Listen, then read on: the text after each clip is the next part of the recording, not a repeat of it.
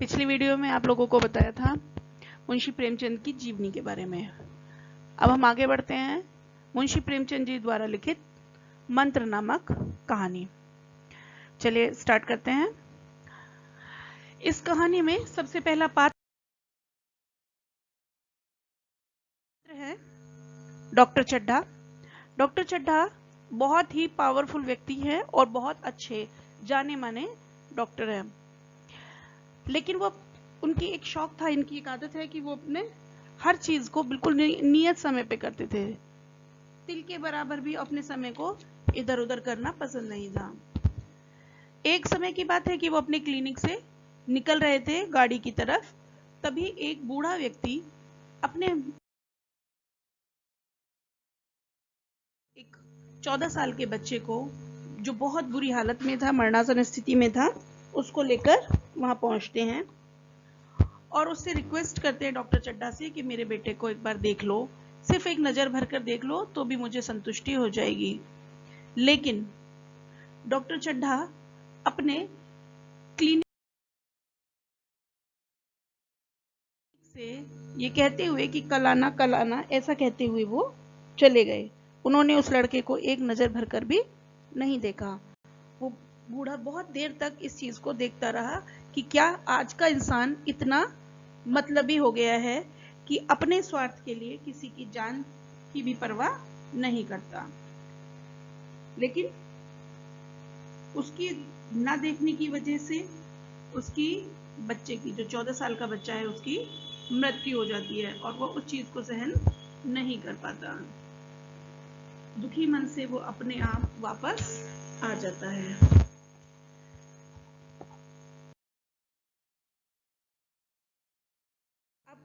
परिवार में केवल बूढ़े व्यक्ति, उसकी पत्नी और वो स्वयं, वो दोनों रह गए। वो अपनी गरीबी में अपने दिन काट रहे थे, बहुत दुखी हैं। वो अपनी पत्नी से इस बात को कहता भी है कि मैं डॉक्टर चड्ढा, मैं जानता हूँ डॉक्टर चड्ढा केवल एक डॉक्टर है, कोई भगवान नहीं है, लेकिन मैं बस ये चाहता था कि वो अगर एक बार अपनी नजर भर कर देख लेते तो शायद मेरे मन को तसल्ली हो जाती। ऐसा सोचकर वो बहुत दुखी होते हैं, बहुत परेशान रहते हैं और आर्थिक स्थिति तो उनकी कमजोर थी ही। अब कुछ समय बाद, कोई साल बीत जाते हैं। डॉक्टर चड्ढा के एक लड़का होता है, इकलौता लड़का है, जिसका नाम है कैलाश। कैलाश के जन्मदिन की पार्टी हो रही है, सब लोग वहां पर एंजॉय कर रहे हैं, मजे ले रहे हैं, भोजन का आनंद लिया जा रहा है। हरी हरी घास बिछी हुई है, उसके ऊपर चारों ओर लाइट की व्यवस्था है, सब लोग भोजन ग्रहण कर रहे हैं, सब लोग खुशियां मना रहे हैं और बर्थडे पार्टी का आनंद ले रहे हैं। बार बार कैलाश को बुला रहे हैं और कैलाश भी उन सब के साथ में मिलजुल कर बड़ा ही आनंद लेता है। तभी उसकी एक फ्रेंड है, जो कॉलेज फ्रेंड है, जिसका नाम है मृणालिनी। मृणालिनी उसके पास आती है और उससे कहती है कि मुझे तुम्हारे पाले हुए जो सांप हैं उनको देखने का बहुत मन है। कैलाश बार बार उस चीज के लिए मना करता है कि आज पूरे घर में शोर शराबा है, पार्टी है, तो आज नहीं दिखाता हूं मैं तुम्हें, इसको कल दिखाऊंगा। मृणालिनी कहती है कि नहीं नहीं, बार बार तुम मेरे को यही बोलते रहते हो, लेकिन आज तो मैं जरूर देखूंगी।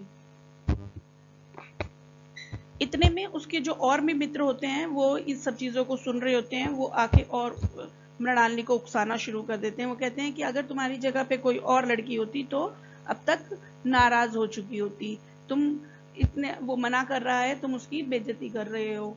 ऐसा कहकर वो कैलाश का मजाक उड़ाते हैं। इन सब चीजों को सुनते हुए वो कैलाश मृणालिनी की तरफ देखता है और सोचता है कि हाँ, वाकई कभी ऐसा ना हो कि वो बुरा मान जाए। इसलिए वो कैलाश सांपों को दिखाने के लिए तैयार हो जाता है। वो उसे उकसाना शुरू करते हैं। इन सब चीजों से वो कैलाश एक्साइटेड हो जाता है और वो दिखाने के लिए तैयार हो जाता है।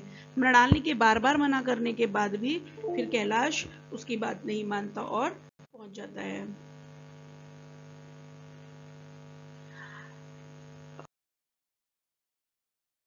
उन सांपों को अपने चारों ओर लपेट लेता है, कभी गले में डालता है, कभी उसे प्यार करता है, कभी चूमता है उस पर उसके जो मित्र होते हैं वो उसकी मजाक लेते हुए उसको बोलते हैं कि दांत टूटने के बाद में, जहर निकलने के बाद में सांपों को अपने गले में लगा लिया तो कौन सा बड़ा काम कर दिया।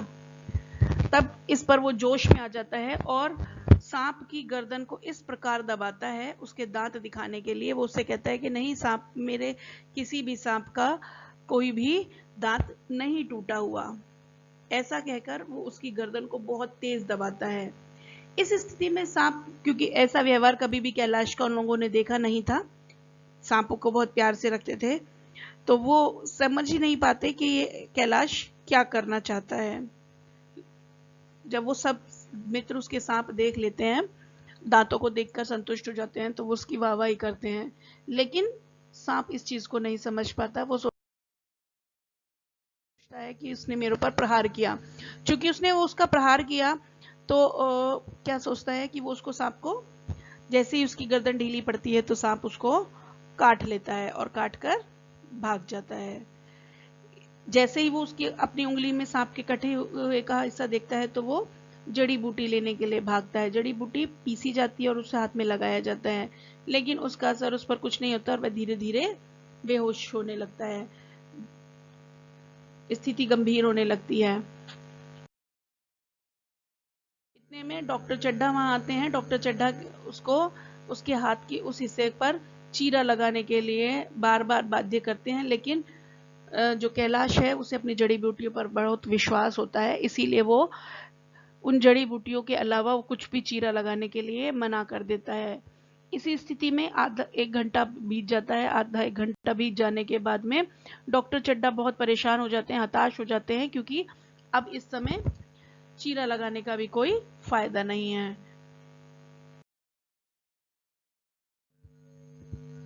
वो एक और बैठकर बहुत रोना शुरू कर देते हैं। इस सब की खबर जब जैसी उसकी पत्नी को लगती है, कैलाश की माँ को, वो भी बहुत रोती है, बहुत परेशान होते हैं, क्योंकि अब उसका बच पाना बहुत मुश्किल हो रहा था।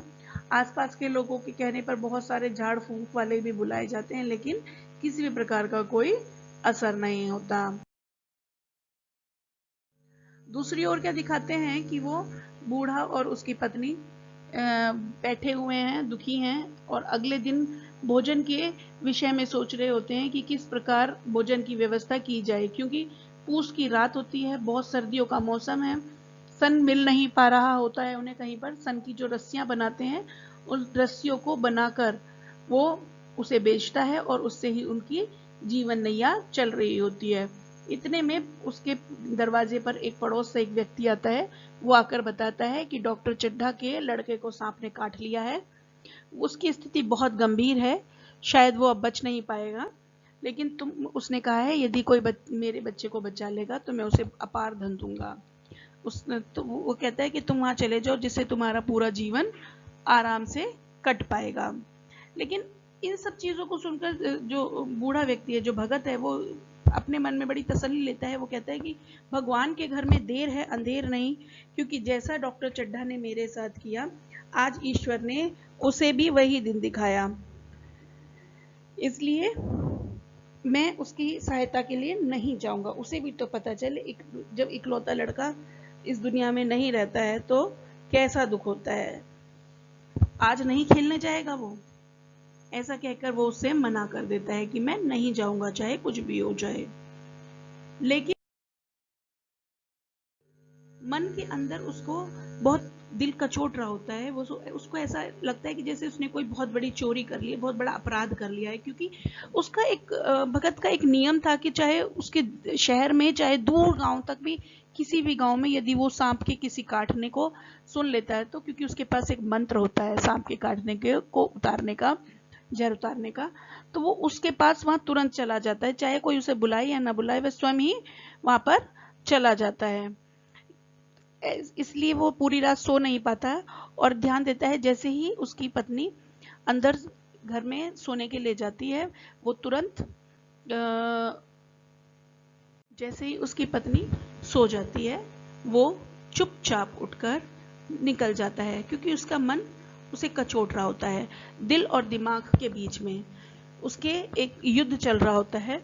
दिल कह रहा होता है कि ऐसा नहीं होना चाहिए, किसी के पुत्र को कुछ नहीं होना चाहिए। जब मुझे वो चीज़ मंत्र आता है तो मैं कि अपने जान पहचान में अपने जीते जी किसी को मरने नहीं दे सकता।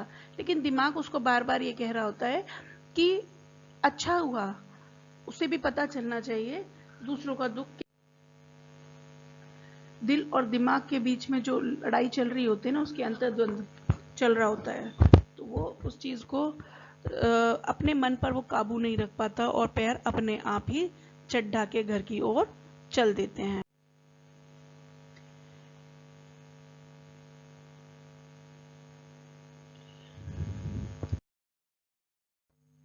वहां जाकर वो देखते क्या है कि जो शालिनी है, सॉरी मृणालिनी है, वो रो रही है। पूरे घर में बहुत रो आराट मची हुई है, सब लोग बहुत दुखी हैं, बहुत परेशान हैं।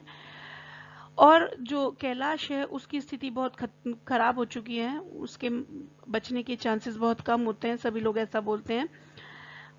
पर वो भगत बोलता है कि मुझे एक बार भैया को देख लेने दो, क्या पता ईश्वर बड़ा कारसाज है, वो कुछ अच्छा कर दे। तो ऐसा वो सोचकर वहां आता है।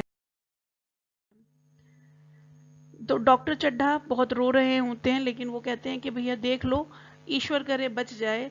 जो इतने में जो बूढ़ा व्यक्ति है वो उस बच्चे को देखता है और कहता है कि आप एक काम करो, उसके अच्छे से चेक करके कहता है कि ईश्वर बड़ा कारसाज है, आपका बच्चा ईश्वर ने चाहा तो बच जाएगा और हो सकता है वो कुछ घंटों में ही अपनी आंखें खोल दे।